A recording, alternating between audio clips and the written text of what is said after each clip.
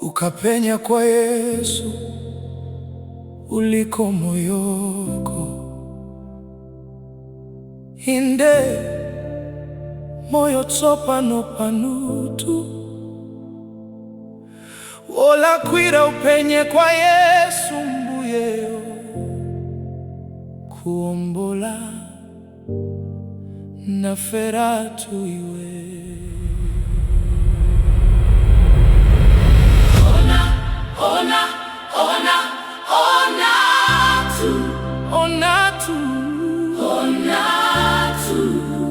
Kuli moyo kwa yense apenya Yesu yo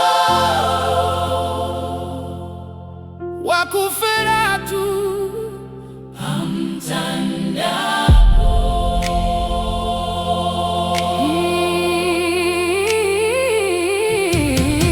Anasenza pabwanji uchimo wonseo ngati wanu pa Yesu sulipo.